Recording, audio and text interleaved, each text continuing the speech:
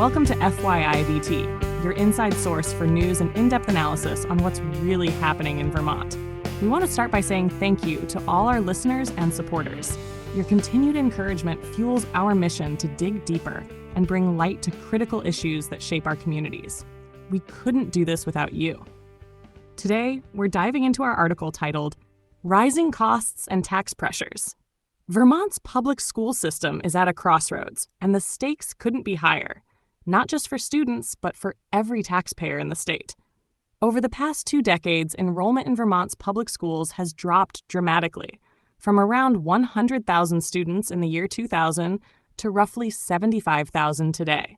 That's a 25% decline. And yet, the costs to operate our schools have continued to rise. You might ask, if there are fewer students, shouldn't costs go down? It seems logical, doesn't it? Fewer kids to teach, fewer resources needed. But the reality is quite different. Nationwide, the number of school administrators has skyrocketed by nearly 88% since 2000. That's a staggering increase, especially when you consider that student and teacher growth during the same period remained below 10%. Vermont isn't immune to this trend. The rising administrative costs, combined with inflation, increased teacher salaries, and growing healthcare expenses have put a heavy strain on local school budgets.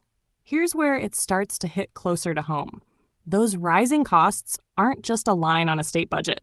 They're directly tied to your property tax bill. Homeowners across Vermont are already feeling the pinch, and it's about to get worse. In 2022, Vermont passed Act 127. On the surface, the law aims to address inequities in school funding by adjusting the way resources are distributed. Schools serving low-income families, English language learners, and rural communities are meant to get more support. In theory, this sounds like a good idea. After all, who doesn't want fairness? But there's a catch. Act 127 ties funding to local property taxes, and now those taxes are set to rise by as much as 20.6% in the coming fiscal year. For the average homeowner with a $250,000 home, that means paying an additional $650 annually. And let's be honest, $650 is not pocket change, especially when Vermonters are already grappling with high housing costs, inflation, and rising energy bills. It's no wonder families are starting to ask, how much more can we take? Now, to be fair, lawmakers have acknowledged the burden these rising taxes place on residents. Representative John Gannon has said, "We understand the need for equitable funding. But our decisions must also reflect the reality that many Vermonters are struggling to make ends meet." Senator Graham Hinsdale echoed those sentiments, saying, "While we aim to create an equitable education system, we must also consider the burden our funding decisions place on homeowners." But here's the thing. Despite their words, these same lawmakers, part of Vermont's Democratic and progressive supermajority, have consistently supported policies that increase spending. It raises an important question. Are they really balancing equity with affordability? Or are they prioritizing spending agendas over the financial well-being of Vermont families? Let's consider the bigger picture. Vermont's property taxes are already some of the highest in the nation. Add in the rising cost of living and the constant push for more government intervention, and it's clear why so many families are struggling to keep their heads above water. If the state continues down this path, we have to wonder, will Vermont still be affordable for working families 10 years from now? The choices being made in Montpelier reflect a broader trend, one where policy is driven by ideals rather than outcomes. Act 127 was passed with good intentions, but good intentions don't pay the bills. It's easy to push for more spending when you're not the one footing the tax bill. But for the average Vermonter, every new tax hike feels like a punch to the gut. Here's another thing to consider.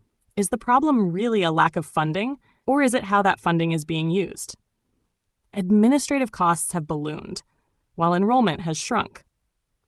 Why are we paying for more bureaucracy when there are fewer students in the system? Shouldn't our focus be on delivering value for every dollar spent, rather than just spending more? And this brings us to an important point.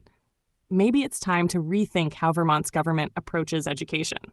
Instead of funneling more money into a system that's clearly inefficient, why not look for ways to make it work better?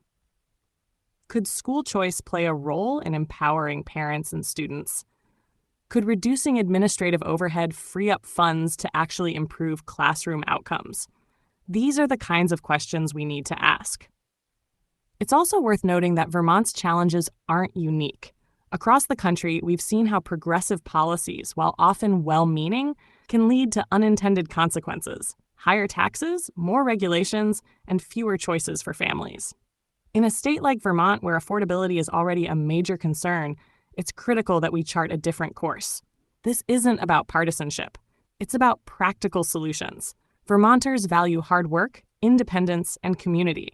Our policies should reflect those values, focusing on empowering families, protecting taxpayers, and delivering results, not just rhetoric. As we look ahead, Vermont is at a crossroads. The decisions made today will shape the state's future for years to come.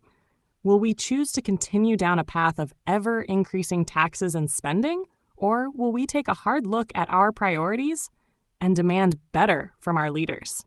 The answer to that question lies with you. Freedom is the foundation of prosperity. Stay informed, stay vocal, and most importantly, stay free. Thank you for listening to this episode of FYIVT. To read the full article and explore more on what's happening in Vermont and how the state works, visit us at FYIVT.com. We appreciate your support and look forward to continuing to bring you important perspectives on Vermont's most pressing issues. Until next time.